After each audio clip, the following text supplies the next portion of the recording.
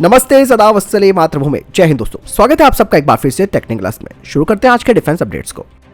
दोस्तों, रशिया और यूक्रेन के बीच जो युद्ध चल रहा है उसको देखते हुए अब अमेरिका की तरफ से ये मांग की जा रही है कि भाई काटसा के जो सैंक्शंस हैं उन्हें और सख्त किया जाए और इसका सख्ती से पालन किया जाए। लेकिन क्या इसका असर भारत पर भी पड़ने वाला है, ये एक बहुत महत्वपूर्ण बात यहाँ पर हो जाती है। हालांकि इस बारे में अमेरिका के राजनीतिक ने एक बड़ी बात कही है।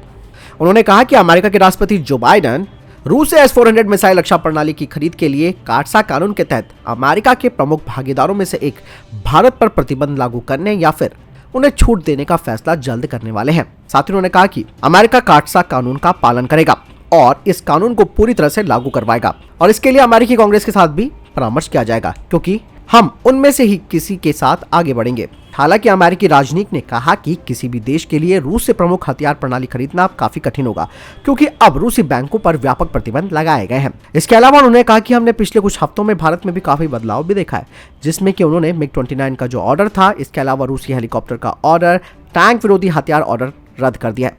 और ये बात दर्शाती है कि भारत कहीं ना कहीं रशियन हथियारों से दूरी बनाना शुरू कर चुका है। हालांकि दोस्तों, ऐसा कहा जा सकता है कि S-400 मिसाइल सिस्टम की खरीद को लेकर जिस तरीके से तुर्की पर प्रतिबंध लगाए थे अमेरिका ने, इसी तरीके का जो सैंक्शन है वो भारत पर लग सकता है। लेकिन यहाँ पर अमेरिका इस बात को भी जानता है कि रशिया भारत का सबसे बड़ा और सबसे प्रमुख गोला बारूद आपूर्ति करने वाला देश है। तो ऐसे में कहीं ना कहीं अमेरिका के लिए भी ये डिसीजन लेना काफी कठिन हो जाएगा कि वो S-400 पर सैंक्शन लगाएगा कि नहीं। हालांकि दोस्तों, सोशल मीडिया पर भी काफी अफवाहें फैलाई जा रही हैं, जिसमें कहा जा रहा था कि अब भारत को S-400 नहीं मिलने वाले हैं और अब ये डील रद्द हो सकती है। लेकिन दोस्तों, ये भारत है, सब जानते हैं इसके बारे में और अमेरिका को भी सब मालूम है। अमेरिका चाहते हुए भी भारत पर प्रतिबंध नहीं लगा सकता है। दोस्तों, भारतीय नौसेना ने अपनी पनडुब्बियों के लिए high capacity lithium battery system की खरीद के लिए एक वेंडर को सेलेक्ट किया है। बता दें कि ये जो नई हाई कैपेसिटी लिथियम बैटरीज होंगी वो पुरानी लेड एसिड बैटरीज की जगह लेंगी और इन्हें यूजर ट्रायल के लिए किलो क्लास सबमरीन में लगाया जाएगा। और अगर सब कुछ ठीक ठाक रहता है तो फिर बाकी की किलो क्लास सबमरीन्स और 6 कलवरी क्लास की सबमरीन्स में इन्हें लगा दिया जाएगा। बता दें कि लिथियम आयन बैटरी काफी हल्की होती है लेड एसिड बैटरीज की तुलना में और ये हीट को भी कम पैदा करती है। साथ ही इसकी मेंटेनेंस भी ज्यादा नहीं करनी होती और इससे पनडुब्बियों का जो इंड्योरेंस टाइम है वो 3 गुना बढ़ जाता है। दोस्तों, तेजस मार्क 2 TEDBF और AMCA पर बात करते हुए ADA के डायरेक्टर जी ने कहा कि तेजस मार्क 2 में कई तरीके के एडवांस फीचर्स होने वाले हैं, जिसमें कि unified internal electronic warfare suite, एक बढ़ी हुई क्षमता के साथ digital flight control computer mark 2, jet fuel starter, missile approaching warning system, enhance Uttam radar, onboard oxygen generator system, infrared research and track sensor और सबसे बड़ी बात है कि तेजस मार्क 2 का कॉकपिट पूरी तरह से बदला हुआ होगा और इसमें एक लार्ज एरिया डिस्प्ले के लिए साइड स्टिक कॉन्फ़िगरेशन भी होगा। इसके अलावा एडवांस हेड अप डिस्प्ले भी होगा। यही नहीं, उन्होंने कहा कि तेजस मार्क 2 के नॉइस प्रोब को हटा दिया गया है, इसकी जगह multi functional air data probe को लगाया जाएगा, जिससे इसकी रडार की क्षमता बढ़ जाएगी। वहीं AMCA मार्क 1 पर उन्होंने कहा कि इसका क्रिटिकल डिजाइन रिव्यू 2022 की पहली छमाही में पूरा हो जाएगा और AMCA का स्टेल्थ कॉन्फ़िगरेशन 1500 किलोग्राम का पेलोड ले जा सकता है, जबकि AMCA का नॉन स्टेल्थ कॉन्फ़िगरेशन 5000 किलोग्राम के पेलोड अपने एक्सटर्नल तौर पर ले जा सकता है।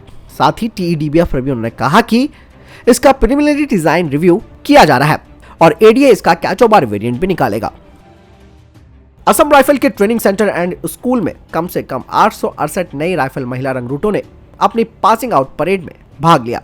राइफल महिला रंगरूटों ने 44 सप्ताह के कठिन प्रशिक्षण को पूरा किया, जिसमें कि उन्होंने हथियारों से निपटने, जंगल लेन शूटिंग और आतंकवाद विरोधी अभियानों में विशेषज्ञता हासिल की है। अधिकारियों ने कहा कि अब ये जो नई राइफल महिलाएं हैं उन्हें अग्रिम पंक्तियों में अपनी अपनी यूनिटों में शामिल किया जाएगा। साथ ही दोस्तों, मैं आपको कहना चाहूंगा कि वीडियो को अधिक से अधिक शेयर भी कर दिया करें, क्योंकि जितने लोगों तक ये वीडियो पहुंचेगा उनकी जानकारी भी बढ़ेगी और साथ ही मेरा प्रयास भी एक कॉन्फिडेंस मेरे अंदर जगाएगा कि भैया इतने लोग इसको देख रहे हैं। इसलिए आपसे मेरी विनती है, विनम्र प्रार्थना है कि आप व्हाट्सएप ग्रुप हो, जो भी आपके पास प्लेटफॉर्म में, ट्विटर हो, वहाँ पर वीडियो के लिंक को शेयर जरूर कीजिएगा और अपने दोस्तों और अपने परिवार वालों को भी शेयर जरूर कीजिएगा। चलिए बढ़ते हैं आगे। दोस्तों, यूक्रेन और रशिया की जंग ने इस बात को तो साबित कर दिया है कि कमजोर देश के पक्ष में कोई नहीं आता और ऐसे में नेटो केवल बयानबाजी कर रहा है और केवल प्रतिबंध लगाने की बात कर रहा है। ऐसे में अब रशिया ने एक और प्रेशर डाल दिया है, जिसमें कि उसने अपने S-400 एयर डिफेंस सिस्टम को तैनात कर दिया और उसका अभ्यास शुरू कर दिया है। और दोस्तों, मैं आपको बताना चाहूंगा कि जो ये रशिया है, इसका अभ्यास करने का मतलब आप समझ सकते हैं कि इसने पहले अभ्यास किया था यूक्रेन सीमा पर, बेलारूस में भी इसने अपना सैन्य अभ्यास किया था, उसके बाद तुरंत हमला कर दिया था। तो आप समझ सकते हैं कि S-400 का जो यहाँ पर अभ्यास किया जा रहा है उसको ऑपरेशनल किया जा सकता है। दरअसल यूक्रेन की जंग में लगातार रूस को अपने फाइटर प्लेन और हेलीकॉप्टर भी गंवाने पड़े हैं। ऐसा कहा जा रहा है कि इसको देखते हुए राष्ट्रपति व्लादिमीर पुतिन अब ज्यादा आक्रामक रुख अख्तियार कर चुके हैं। यही वजह है कि बेजोड़ S-400 एयर डिफेंस सिस्टम के साथ अभ्यास शुरू हो गया है और रशिया के इस कदम से यूक्रेन और ज्यादा तनाव में आ सकता है, क्योंकि दोस्तों S-400 का कोई तोड़ नहीं है। ऐसे में यूक्रेन के पास तो वैसे भी पुराने फाइटर जेट्स हैं, तो वो इसके आगे कहीं नहीं टिकते हैं। दोस्तों रशिया और यूक्रेन के बीच चल रहे युद्ध की चपेट में भारत का पड़ोसी देश बांग्लादेश भी आ गया। कुछ रिपोर्टें सामने आ रही है जिसमें कहा जा रहा है कि युद्ध के 8वें दिन रूस के मिसाइल की चपेट में यूक्रेनी पोर्ट पर मौजूद बांग्लादेश का एक जहाज आ गया है। इसमें एक क्रू मेंबर के मारे जाने की खबर मिली है और यह हमला कीव में हुआ है। आपको बता दें कि रूस ने कीव पर कई बड़े हमले किए। इससे यूक्रेन के रक्षा मंत्रालय के पास जोरदार धमाका हुआ। बताया जा रहा है कि इस तरीके के धमाके की चपेट में बांग्लादेश का एक जहाज आ गया। हालांकि यूक्रेन की मीडिया ने बताया कि इसमें एक क्रू मेंबर की मौत हो चुकी है जो कि बांग्लादेश का निवासी था और इस जहाज का नाम बैंगलार सिमरुद्दू बताया गया है।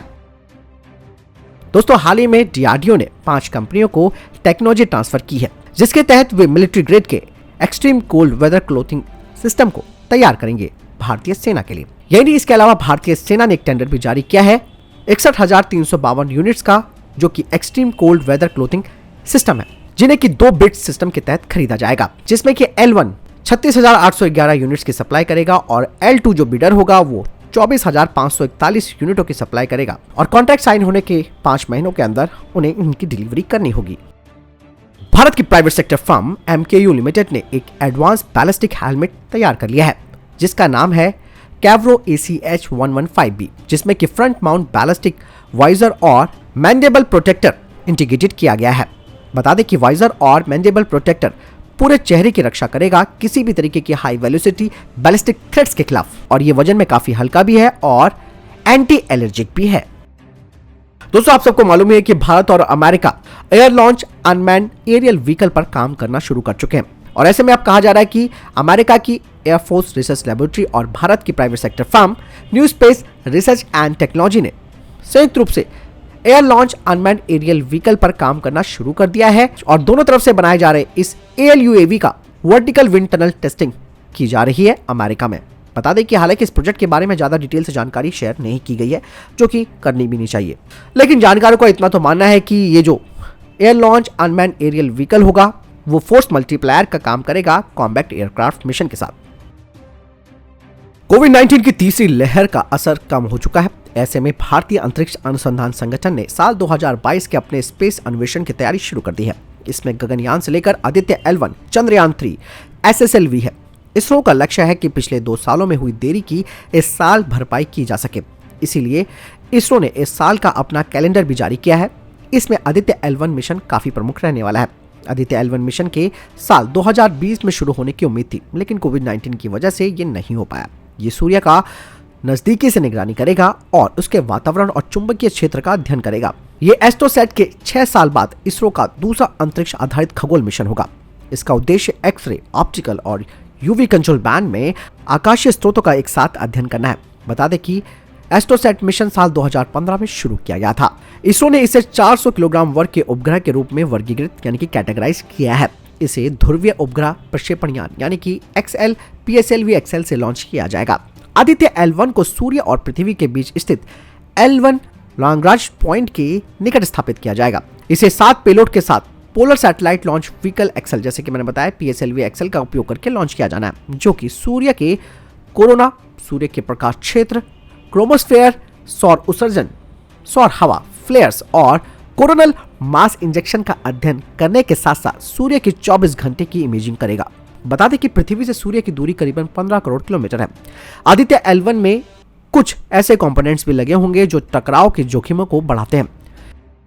तो दोस्तों ये थे अभी तक के टॉप डिफेंस और स्पेस अपडेट। वीडियो के संबंध में कोई प्रश्न जवाब आपको कोई सवाल है कमेंट सेक्शन में लिखकर जरूर पूछ सकते हैं। मिलता है वीडियो के साथ, चैनल जरूर सब्सक्राइब कीजिएगा और वीडियो भी शेयर कीजिएगा। जय हिंद, वंदे मातरम।